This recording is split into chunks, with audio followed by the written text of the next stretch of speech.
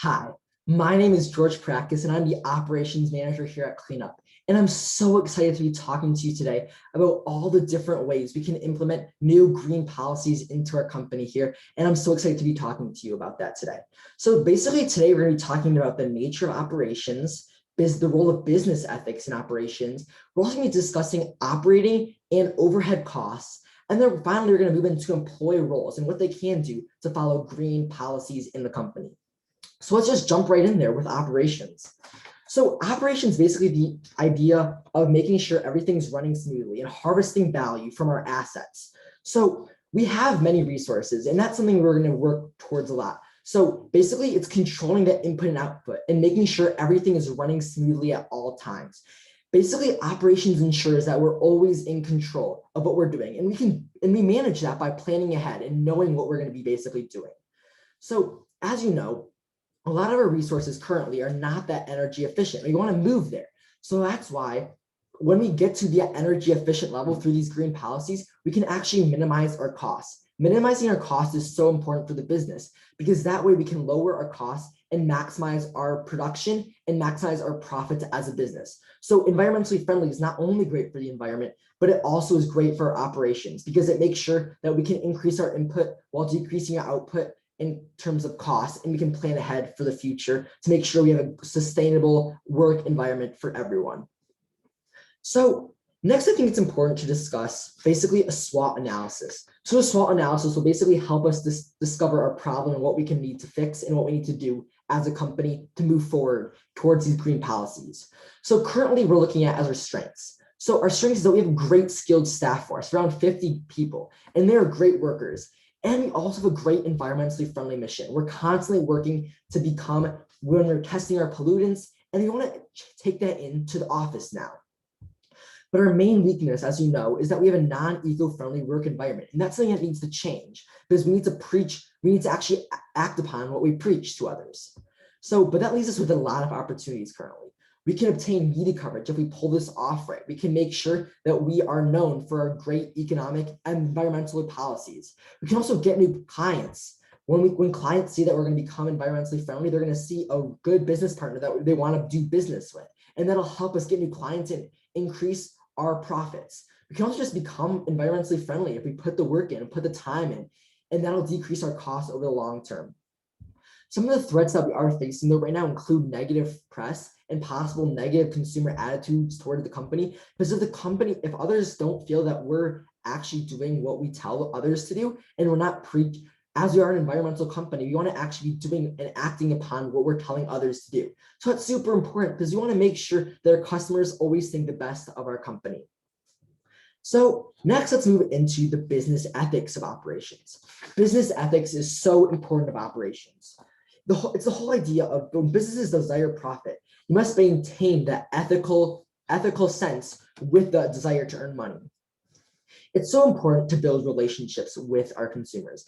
As you can see here, relationships stem off of trust. And the only way you can do that is by being honest with the consumer about what you're doing, what you need to improve on, and you're maintaining what you preach. So you want to always have good morals. So the number one reason why we have to do this and why we have to put these green initiatives into place is that we want to set an example. We want to show other companies what they can do and why we need to be the first company to take this step. And we need to actually follow along with the principle. It's a big, huge business principle that when you preach something to others, you must also, as a business, follow what you're preaching to others. But that's just so important. And it's important that you're actually following what you're saying because that builds that great relationship and that keeps our clients coming back for more because they see a great business partner out of us and they want to keep doing business with us in the future. And that's what helps us maintain and stay profitable into the future in the long term, which is so important for us. Next, I think it's important to discuss our operating and overhead costs. So let's start with operating costs. Our operating costs are things like materials, labor, and machinery. So our labor kind of goes under our employees and all the amount we have to pay to them as their salaries. And our materials are all the things that it goes into making the product. So all of our operating costs actually fall under our production. So that deals with making the product. Instead of all of this, the money that we put into this will actually generate a profit through the sales of our products.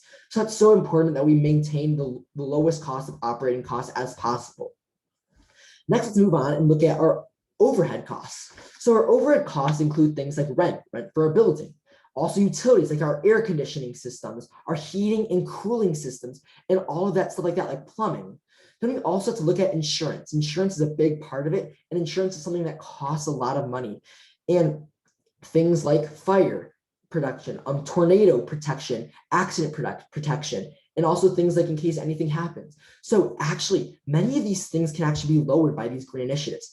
Things like utilities. So if we move to a better sustainable toilet system, that'll lower our plumbing costs. Same with our lighting system, that'll lower our energy costs. That's so important. Same with our insurance. If insurance sees that a company is being environmentally friendly, they may also be inclined to lower those insurance costs, which all helps us maximize our profits.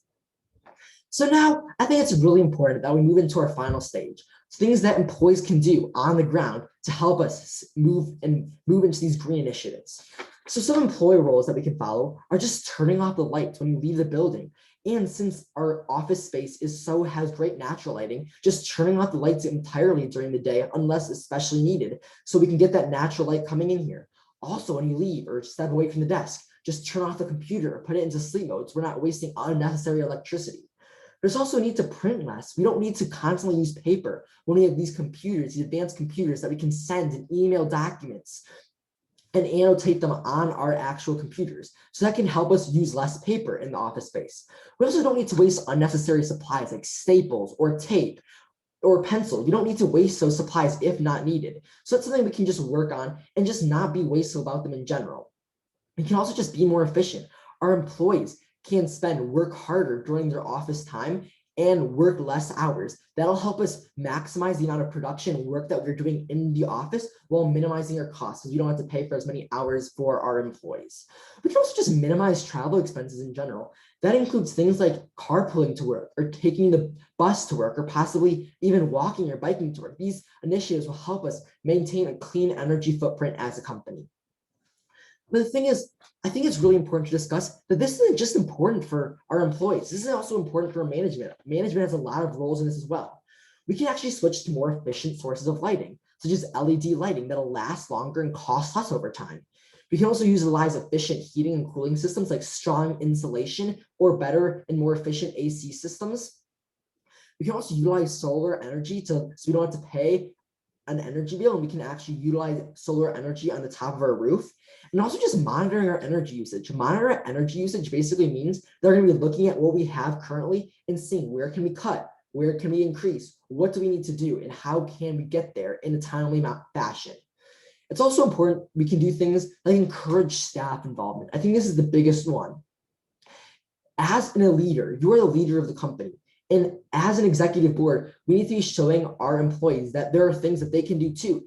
And we need to encourage them all to follow these processes. So I think it's important that we get that. We make it a huge push as a company and just basically start and lead by example and basically show them what they can do through a marketing push.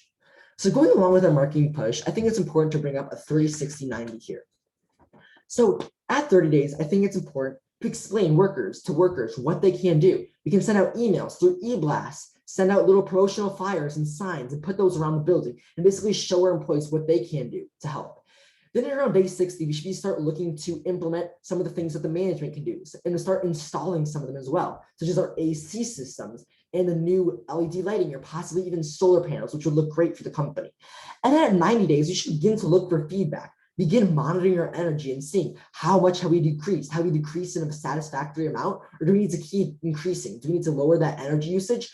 And then we should also send out a survey to the company and see if our employees have any other ideas or any other suggestions that we can use to better put into play these green policies. So I think that's so important because it just gives our customers and our our employees a voice and see what they think we can do. So as you know, we talked about nature of operations, the role of ethics, and the overhead and operating costs. And we also talked about what our employees can do. But I know that was a lot. And if you have any questions at all, please reach out to me. I would love to talk to you again. And I'm so excited to see where we can go with this in the future. So just like to thank you again for meeting with me today. And I can't wait to see what our company will do. Thank you.